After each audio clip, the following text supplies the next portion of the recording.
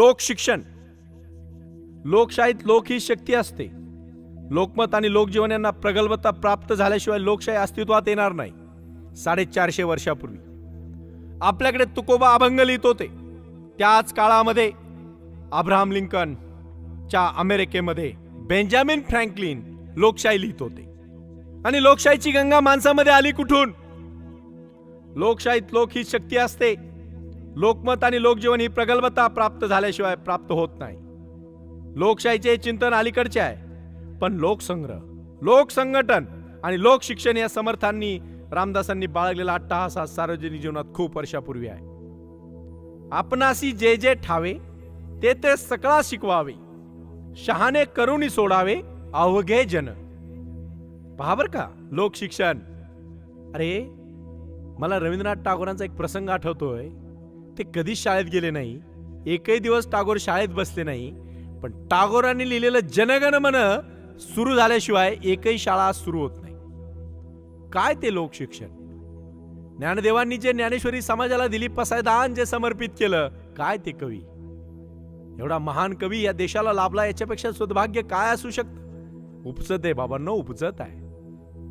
म्हणून लोकांनी विचार दीक्षा देणे महंताचे खरे काम आहे. जे दीनदलित आणि उपेक्षित असतील त्यांच्याशी संपर्क साधा. समाजात जे खचलेले आहेत त्यांना प्रथम सावरा.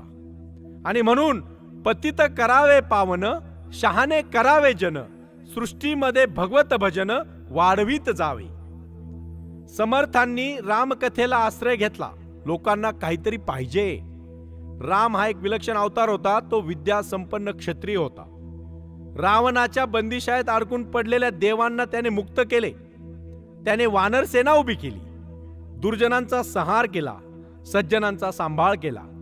ज्यांना नर म्हणून संबोधिता येणार नाही असे उपेक्षित वानरही रामाने जवळ केले.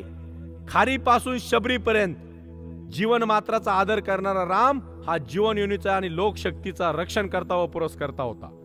राम जन्माने राजा, कर्माने नेता आणि योग्यतेने अपेक्षितेने देव झाला. रामाची सर्व रूपे रम्य आणि रमणीय आहेत. समर्थांनी ज्या नावाचा आयुष्यभर जप केला आणि शेवटी रामाचा दास समर्थ. राम हा त्यांचा देव होता. ज्या रामाची कथा त्यांनी सर्वसामान्यांना सांगितली, लोकांना सांगितली, त्या रामाला महामानव ही पदवी त्यांनी दिली. त्या समर्थांच्या व्यक्तिगत मुक्तीचा मार्ग दाखवला. लोक कल्याणासाठी त्यांना दीक्षा दिली. समर्थ म्हणाले, रघुरायाचा वर पावलो सत्वर, जनाचा उद्धार करावया. या रामाची कथा ही दासाची संपत्ती होती. ही संपत्ती सर्वांना वाटावी अशा विरक्ताचा आग्रह होता. ब्रह्मांड भेदून रामकथा पैलाड न्यावी हे त्याचे स्वप्न होते. आनंद अनुभव हे त्याचे चित्र होते. मराठा ते तुका मिळवावा हा समर्थांचा आग्रह होता. पण मराठा कोण? प्रत्येक लढवया हा मराठा आहे. मराठी ज्याची मातृभाषा तोची मराठा आहे. अंतरावरून येणाऱ्या परकीयांना तुलना करताना सगळे स्वकीय मराठे होते. इहलोकाचा आणि परलोकाचा दोहीकडे सारखाच विवेक बाळगणारे समर्थ आग्रहपूर्वक सांगत, प्रपंच आणि परमार्थ जाणतो तोची समर्थ. सर्वसामान्य माणसामधले जीवनसत्व जागविण्यासाठी समर्थांनी प्रपंच आणि संसार यांचा अवमूल्य लाट परतवली. उपरतीच्या खाईत कर्तृत्व शक्तीचा अंत होणार असेल तर जगाचे काय होणार ही विवंचना त्यांना होती. काही न करता वाऱ्याबरोबर उडणारा पाचोळा आणि मनुष्य जीवन यात फरक आहे. माणसांनी व्याप एक लक्षात ठेवा, व्याप आटोप करावा, धके चपाटे सोसावे, उत्कट आणि भव्य तेची घ्यावे, यज्ञ तोच देव जाणावा. उत्तम पदार्थ दुसऱ्यास द्यावा, शब्द निवडून बोलावा, सावधपणे करीत जावा संसार आपुला. प्रपंच सावधपणे करावा पण परमार्थाकडे लक्ष असू द्यावे. प्रपंच सुखे करावा, परमार्थ काही वाढवावा, परमार्थ अवघाची बुडवावा हे विहित नव्हे. प्रपंच आणि परमार्थ यामध्ये थोडंसं जाणून घ्या.